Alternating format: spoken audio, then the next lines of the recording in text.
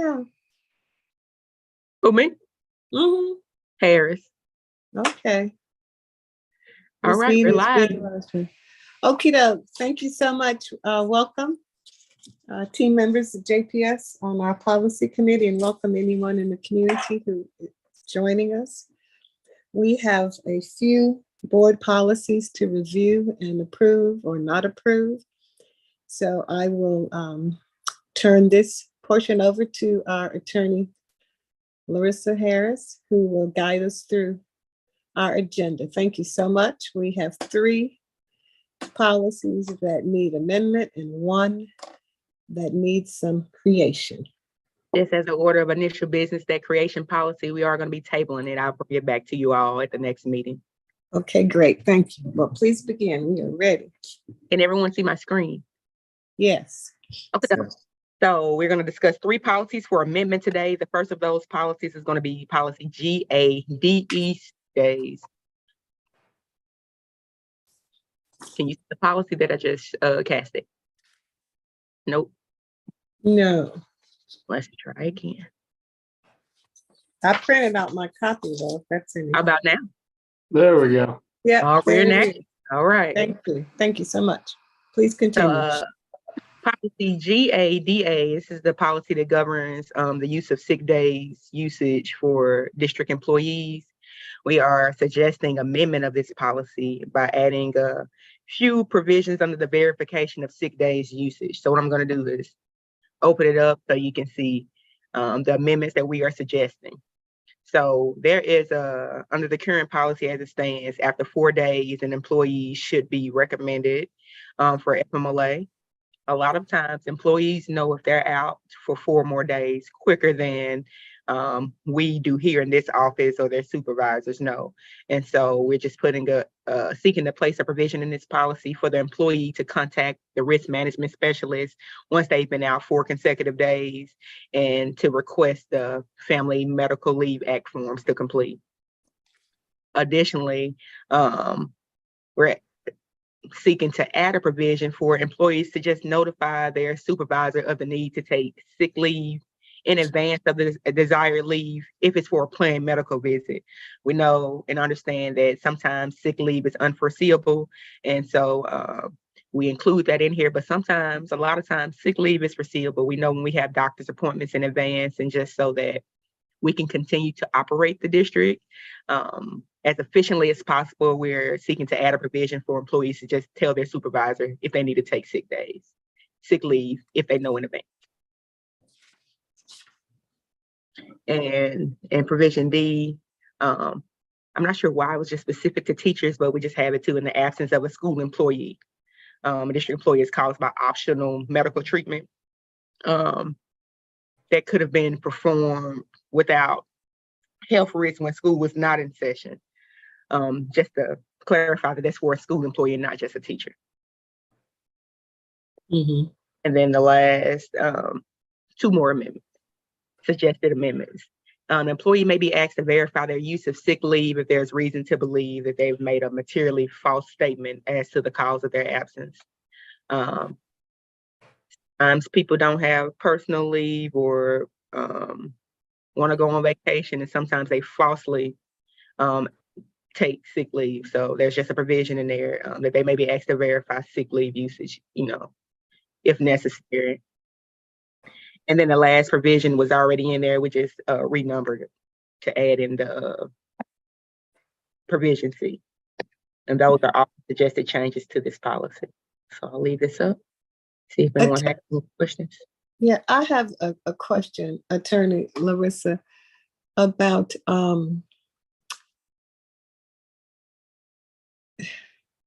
you went so fast and you moving this around, and I would have to go back and find my reading glasses, so forgive me. But do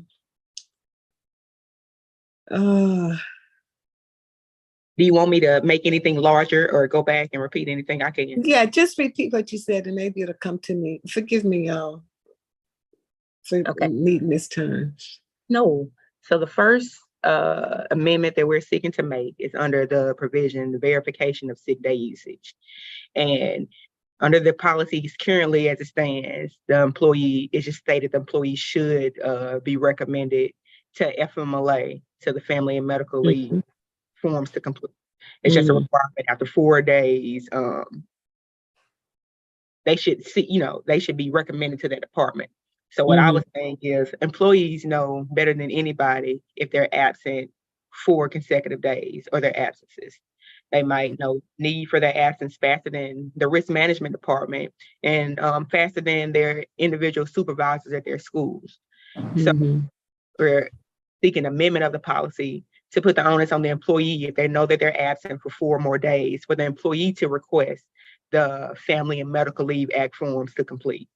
Okay. So that they can apply for FMLA if they're eligible and go through all of the, the necessary steps to continue the absence from work and protect it. Right. Thank you. Continue. The second thing, amendment that we're suggesting is for employees to notify their supervisor of their need to take sick leave in advance of the desired leave, if the leave is for a planned medical visit. So I was saying, I understand that sometimes the need to take sick leave is not foreseeable. It's not planned in advance, but a lot of times it is. We have doctor's appointment that we know about or we planned in advance. So adding a provision for employees to notify their supervisor of their need to take that sick leave. Hey, doc, I have a doctor's appointment scheduled next Tuesday, and I'm going to need to take half a day sick leave. Instead of to the morning of, or, hey, that way the district can continue to operate as efficiently as possible. We can, supervisors can put other people in place if necessary to cover that person's job post, or just so that we know. Okay, continue. Okay. The third suggested amendment in this policy, just change the word teacher to school employee. There was a provision in this policy that if teachers thought to be out, but it was for optional medical treatment that they could take, say on a planned break, so summertime or while we're off on an extended holiday break. So it just changed the word teacher to school employee. Are you reading E? It's, yes, formerly E, but it's renumbered to D with the amendment. Okay. The paragraph beginning, if the absence. Okay, good. Okie doke. And then, Continue. yes, ma'am. And so the last amendment in this policy was just for employees, put a provision under now section E, formerly section F, says any materially false statement by an employee as to the cause of an absence may result in a full deduction from salary. Seeking to add a provision that says an employee may be asked to verify their use of sick leave if there's reason to believe the employee has made a materially false statement as to the cause of their absence. Have we ever had this to be an issue, a problem that someone has made a materially false statement? Quite often, yes, ma'am. Okay, thank you. And then Continue. the last provision is just renumbered because we added a paragraph. So it should an employee be absent from duty and fail to comply, they should with unauthorized absence. And the employee reports to their supervisor? Yes, all employees report to their immediate supervisor. Immediate supervisor. Okay, thank you. These are subtle changes, but they're important. They're very important. So these are the changes for GADE. Yes, ma'am, these are the suggested changes. Team, board members, any comments or questions for Attorney Harris? The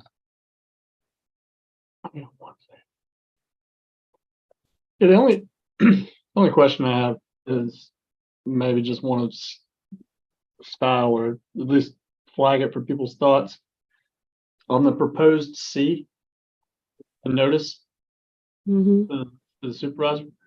Yeah.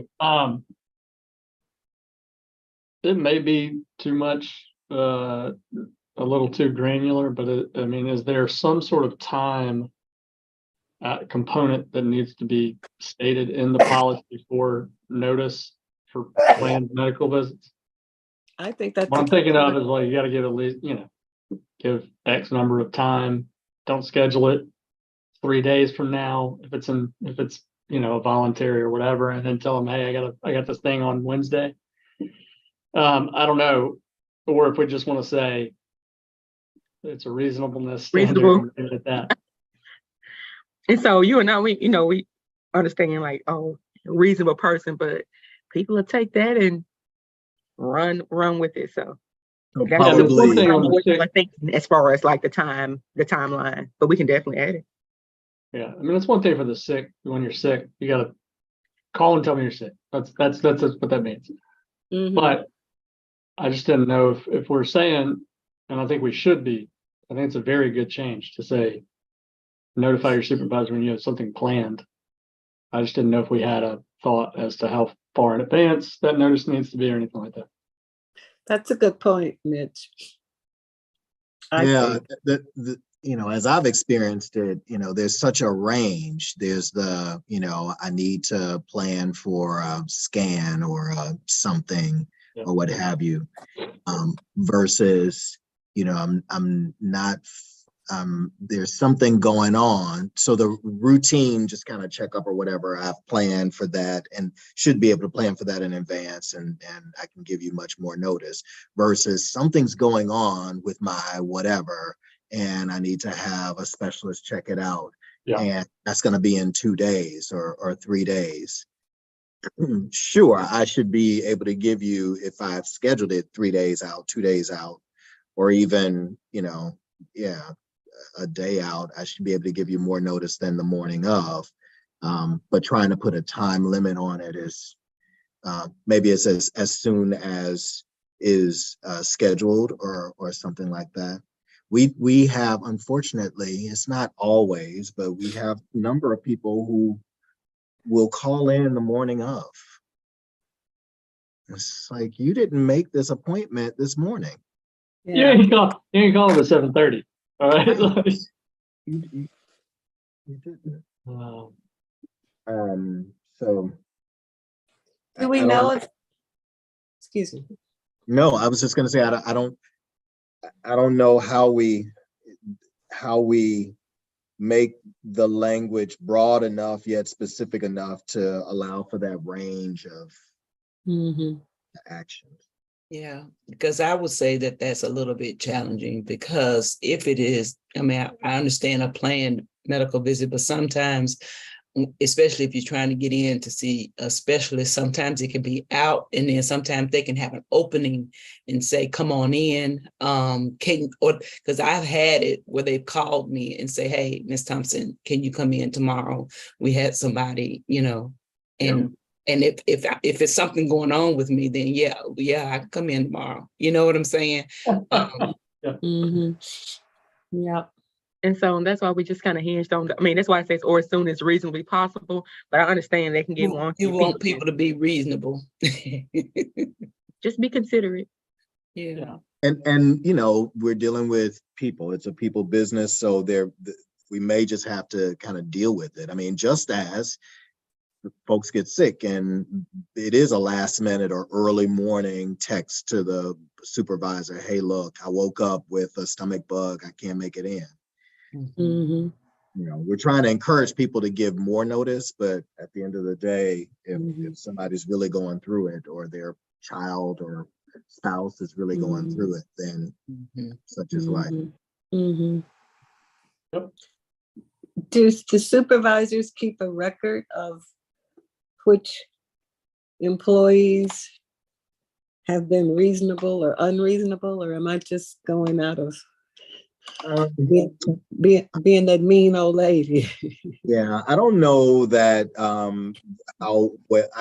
my sense is that it's not well compiled.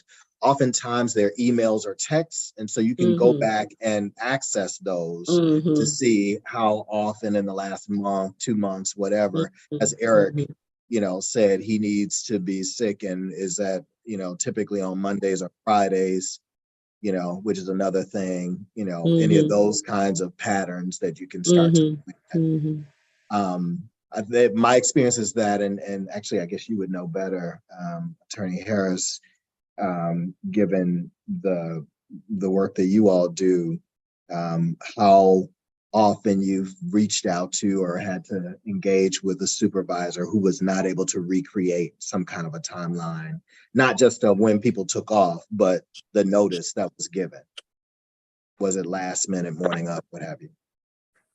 Honestly, it depends on the situation. If they come before me and saying, hey, we have this employee who has no call, no show for 9 days in a row, and the last we heard from them was this, or we have this employee who I denied their vacation leave during testing during the school. And so they turned around and told me that they were sick and they were going to take sick leave and be off sick for a week instead so they can go on this cruise. And so I see that more often. So I mean, it just depends. It could be emails or text messages, like you said. A lot of times it's just codified on the payroll sheet. Here's payroll, and I have marked this. I've coded this person A1 sick leave this number of times on this pay period. And I guess we just have to impress upon the supervisors to keep as accurate records as possible in case, we need to, what's the word I'm looking for? Go back and see who's doing what. So this is another one of those leadership things. Like there's so much of this that's wrapped up in the relationship that you have with your team. Like, I press hard on my folks. I don't want to find out last minute. If there's anything that you can tell me earlier, than the morning of, tell me. Like, I don't want you coming in here with cooties. I want you to be at home, right? You're sick. And, if you start to not feel so great when you leave work, like, do you really have to wait until the morning of? Can you give me a heads up or something like that? Anyway, it's so much of this is about the relationship that you have and the standard that you set, and helping folks to see, like, this isn't about me beating up on you or trying to deny you sick leave. No, I want you to be home if you're not feeling well. We also have to run an organization. Yeah. I think what I've heard you say, Doc, is that we just have to make sure that our supervisors have that broad understanding of respecting the needs of your team, but also keeping high standards that to remind that they are part of a team. And when they're sick, it impacts all the rest of us. Absolutely. Yeah. Any other comments for Attorney Harris? Questions? Are we good with these changes? I am. Yes. Okay. Yeah, I am too. And we learned, I guess, last season we don't have to vote on these. We just agree that we approve Attorney Harris's work for sick leave policies, GADE, sick days. Okay. Thank you. Next one, Attorney Harris. The next policy that we will be reviewing is policy BBBCB, school board visits to schools. Can you all see this policy? No, it's the old ones.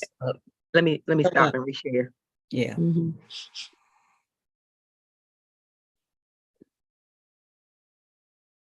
Are we here now? Yes. Okay. This policy is surrounding school board member visits to schools. And there are a couple of amendments that we're suggesting for this policy. The first one, I saw there was a provision for the superintendent to include information on the July or August board meeting. I'm not sure how often that we present this at a July or August board meeting, or if it's the superintendent including the information around board member visits. So we've added an amendment: the superintendent or designee shall include this information annually on the board meeting agenda for review. And I changed it from July, August, because I know we have Me getting new board members. Yeah, some board members are leaving and we're getting new board members on, so it might not always be in July or August. Mhm. Mhm. There was also a concern of in the event a board member experiences a medical condition that they're not able to timely meet all the requirements. So we're suggesting an amendment of this policy in the event of a medical or other catastrophic hardship that prevents such school board members from obtaining the required training or filing such certificate as may be defined. An additional period of 3 months should be allowed to satisfy the requirements of this policy. So if we can't meet these 7 hours, we have 3 months to meet them before we get booted or reprimanded. Right, that's a suggestion to add in additional Mhm. time. Mhm. And so I know there are combinations and different ways for the board to meet the requirements, required by state law, required by the statute, of visiting the schools. And they can visit virtually, I think. Yeah.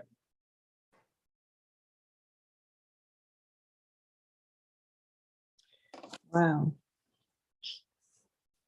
So in essence, if we actually did all of the visits that we were going to do before with Dr. Green, we would have our hours in very beginning of the year. You would have them on the first day of school. Mhm. That's a hustle though, getting them all done on one day.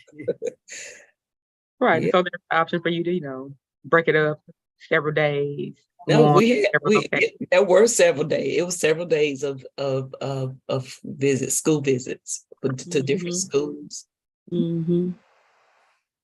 And I think we do school visits at the beginning of the school year, but we also do other visits, ribbon cuttings and grand openings and all of the things Mhm. that are. Oh, it's speaking of don't y'all let Miss Rosalind, if she's still on here, don't let me forget the celebration. It was coming up. It was gonna be it's not at the school though. Y'all were gonna have it at the Environmental Learning Center. exactly. Thank you, Mhm. Jean. Mhm. Make a note and tell her to remind you. Yeah, thank you. Wow. A question on this policy. How do we track this? Like, who's keeping a list? I think Miss Are we Rosalind, supposed to do Rosalind it? Williams. Miss Rosalind does, because she's gonna let you know if you need some more time, some more hours. Go, you need some more visits. If she's not reached out to you, you're in good stead. I know at the beginning of the year, I visited some schools, but I haven't kept a record of anything I've done, and it hadn't been a lot so far. So You're good, Dr. Harrison. what? Ms. Williams says, good, Dr. Harrison. You're good. She keep up with it. Whoa, yay team. Okay, but I'll go more because I always like to go to all my schools in my ward for sure, and then do some others. Well, thank you, Ms. Williams, for keeping up with me. Yeah, So- and as you see here, I mean, obviously, our general practice is, we try to get y'all out in rounds, whether it's start of the year or mid-year or, around specific projects or what have you, ribbon cuttings and celebrations and things, to make it easier for you to engage, observe, and meet the requirements here. But, there are times when issues come about and you're just not able to readily meet those requirements. And so we don't want our policies to be so set and rigid that even in the case of some special circumstances, health related or otherwise catastrophic issue, that folks are in trouble with that. Mhm. And we have- heaven forbid we should have another pandemic, but we need to pause this anyway. Mhm. Mhm. And then we report this information to the Mississippi School Board Association, Yes, so sir. they will know we're in compliance. Okay. Well, this is good. Attorney Harris, anybody have any other questions or comments about school board member visits to schools? And Ms. Williams, you will tell all of us if we look like it's getting ready to be May and we haven't met our requirement. So, Ma'am, I generally give Dr. Seebeck an update to let him know where everyone's standing. okay, great. So contact you directly. That's the communication that he and I, or the relationship have regarding those two visits. Great, thank you. I appreciate that. I It- definitely need that kind of help. And this is with the visits to the school, but then what about the hours? How many, I guess, hours with the school board association, the meetings that we're supposed to, The continuing education hours. yeah. So right now it's we're starting the year over, so 6 is required. Mr. McGuffey will have to do his 12, his new onboarding hours. And I actually have received the calendar of events that's starting now, so I'll be able to pass that out to you guys at the next meeting. But yes, I'll start generating conferences or whatever they have, and you just let me know if you want to register for them. But 6 hours for the returning and 12 for Mr. McGuffey, because he's new board member. You said 7? 6 for the returning and 12 for Mr. McGuffey. Okay, I got That feels like hazing. Might It be. is. This is your welcome and initiation. Yeah, let's call it that. But if you attend that one that they have at the beginning, it's really a good one. It's full 2 days, I think, but it's good if you can attend the full 2 days. Okay, any other questions or comments for BBBCB? Hearing none, Attorney Harris, you want to take us to our next policy for consideration? Next policy for consideration is policy GBEL, computer usage, data and program security. Let's see if this policy cast. Mhm.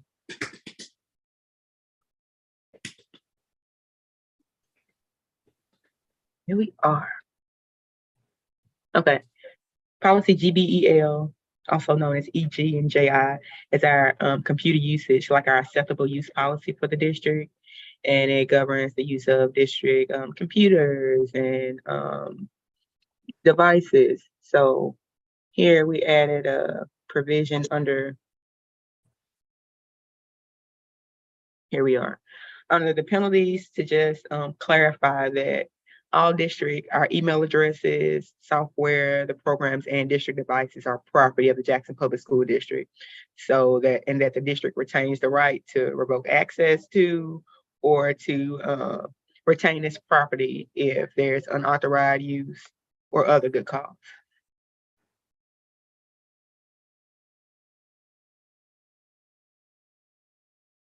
That's pretty straightforward. Mhm. Water is wet. I'm sorry, I didn't understand you. Water is wet. These Wow. are district technology Right. tools. Right. Don't Have we mess with- had a problem with this? I was just about to ask that. Mhm. Sure we have. So meaning someone didn't turn something in physically, or they, So it's a range of things. Sometimes people don't turn things in physically. Sometimes people use district devices and emails and platforms for things other than. Sometimes people use district platforms to cheat, to go in and look at answers. Sometimes people use, district software and emails after they've been like recommended to no longer be a part of the district, but still going in accessing things that should only be used like in the course and scope of their employment. I mean, it's a security issue. If you leave the district, or if you're dismissed from the district or pending anything, imagine a teacher is recommended to no longer be here. And because they're upset in the interim, they go in and zero out all of the children's grades because the district didn't go in and stop that access in the meantime. Mhm. Mhm. So what protocols are in place for that? Because like when I worked for the state, you know, as soon as I turned in my stuff, they had me on a countdown to get it turned in. You know what I'm saying? To turn over all you know, email, like basically get my stuff out of there because So- I would no longer have access beyond this point. Right. And so we do have things in place. Generally, when it's civil and someone's leaving, we just get all of their badges and their district devices turned in when they submit this. So this is going to be your last day. Let's have all your stuff turned in. Or, hey, we're recommending you're no longer going to be here. Go ahead and turn in your devices now. Let's, swap. And so that we can get all of our things back.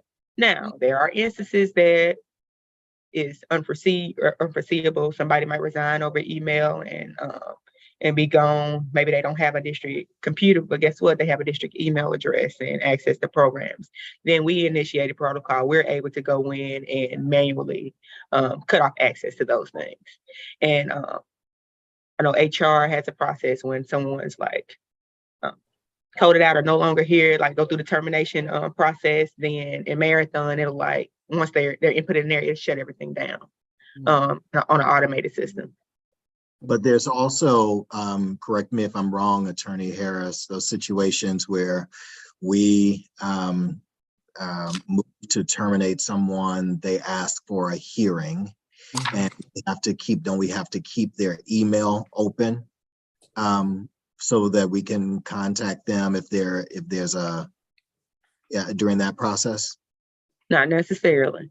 It's the if they're put on administrative leave, they've got to keep their the email administrative leave, they're required Yeah. to maintain communication with us via phone and email. On the other situation you're talking, no, generally when employees come in, we get non-district email addresses from them, or we can communicate with them via mail. We have their addresses and we have their phone numbers and other ways to communicate with them outside of a district email address. District email is district property, so we do retain the right to. Yeah, as is often the case, y'all, as you've seen with a few of these, you're often creating some policies as a result of somebody's bad behavior. So, Well, this looks good to me. Any other comments or questions for Attorney Harris? Hearing none, then I guess this committee affirms the work of Attorney Harris for all of these policies for today. And we thank you for your good work and keen eye in finding what we need, and correcting it, making it better. That's what we do at JPS. Yeah. Thank y'all too so much for being a part of this committee and providing your feedback and supporting us when we're right and correcting us when we're not. Appreciate it all. Okay, well, if there are no other questions or comments, do I hear a team member to suggest that we end this policy committee meeting? Motion to end? Yeah. It's not real formal. They told me I think it was Robbie Luckett said, Motion? we're too formal for a committee, but Yeah. I'd like to hear from as many people as possible. Cynthia, you were going to say sounds good? Just second, yes. Okay, great.